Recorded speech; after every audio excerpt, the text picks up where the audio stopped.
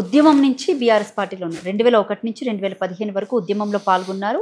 మొత్తానికి ఎట్టకేలకి 2014లో తెలంగాణ పార్టీ ఏర్పడింది. అలాగే తెలంగాణ రాష్ట్రానికి కూడా ప్రత్యేక రాష్ట్రంగా గుర్తింపు కూడా వచ్చింది. ఎట్లేదని ఆ టైంలో మీకు ఒక ప్రత్యేక స్థానం, తెలంగాణ తల్లి రూపకర్త మీరు చెప్పాలి అంటే. మీతో పాటు ఇంకొకరు ఉండొచ్చు, బట్ ప్రధానంగా కేసీఆర్ మీ పేరు ప్రస్తావించారు. ఓపెన్గా చెప్పాలంటే దాన్ని తెలంగాణ బొమ్మ రూపకర్త ఎవరంటే ప్రెసెంట్ పసునూరి దయాకర్ అని చెప్తారు.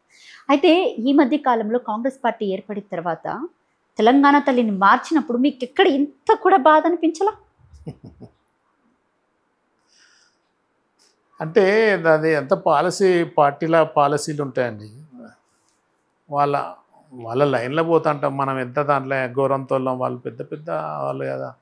వాళ్ళ ఇంట్రెస్ట్ని బట్టి, రాజకీయాలన్నీ పక్కన పెట్టండి, వాళ్ళ అవసరాలను బట్టి రాజకీయాలన్నీ పక్కన పెట్టండి సార్. తెలంగాణ రాష్ట్రం అప్పుడే పుట్టిన బిడ్డ, ఆ బిడ్డకి సంబంధించి అన్ని కొత్త బట్టలు అన్నీ కొన్నారు, పాల పీకలు, కొత్త బట్టలు అన్నీ కొన్నారు.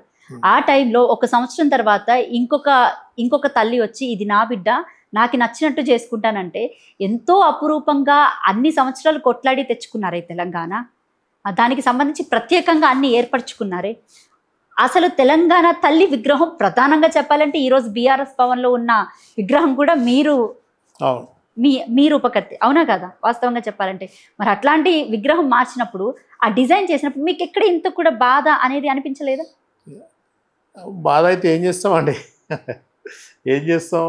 వాళ్ళ ఇంట్రెస్ట్ ఉన్నది పెట్టుకున్నారు, మార్చుకుంటా అంటారు కదా. అది కరెక్టే అంటారు పోనీ?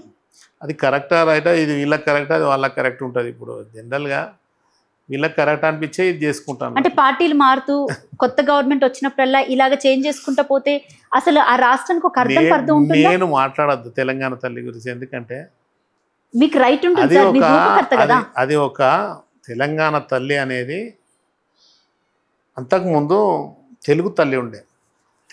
అప్పుడు ఉద్యమ సమయంలో తెలుగు తల్లిని ముక్కలు చేస్తారా, చెక్కలు చేస్తారా, 2 భాగాలు చేస్తారా, అది ఎంతవరకు కరెక్ట్ అని కొంత ఆ సెంటిమెంట్ తోటి కొంతమంది మాట్లాడుండే. అప్పుడు అంటే తెలంగాణ అప్పుడు కేసీఆర్ గారు ఏమన్నదంటే, అంటే ఒక తల్లికి 2 పిల్లలు ఉంటే వాళ్ళు ఒక కొడుకు అన్యాయం జరుగుతాడు ఇంకో చూస్తుందా తల్లి, మరి తెలంగాణకు కూడా ఒక తల్లిని అట్లే సెంటిమెంట్గా చేయాలని, ఒక తెలంగాణ తల్లిని క్రియేట్ చేయాలని అదొక సెంటిమెంట్ కోసం తయారు చేసిన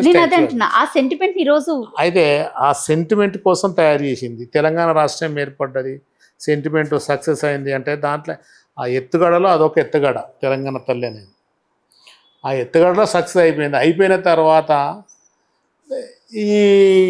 అంటే దీన్ని కొంత మారుస్తే బాగుంటుంది అనేది ఈ సీఎం గారి ఇంట్రెస్ట్ తోటి కూడా ఇది మార్చుకోవడం జరిగింది అంతే.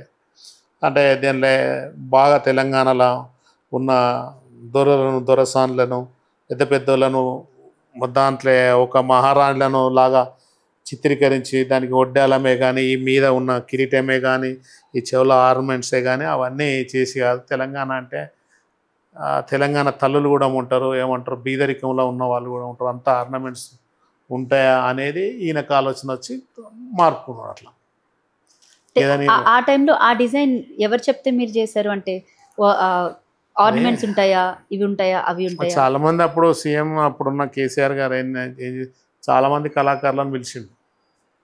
ఎట్లుంటే బాగుంటుంది అనేది రూపకల్పన అంతా కేసీఆరే. అది ఇట్లుంటే బాగుంటుంది, ఇట్లా ఉంటే బాగుంటుంది అని కొంతమంది ఆర్టిస్టులను పిలిచి అందరు డిస్కషన్ చేసుకొని ఫైనల్ చేసిన స్టాచ్యూ అది.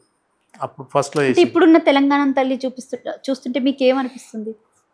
ఏమనిపిస్తుంది అండి, ఏమనిపిస్తుంది, పాలిటిక్స్ అన్నీ చేంజ్ అయిపోతున్నాయి.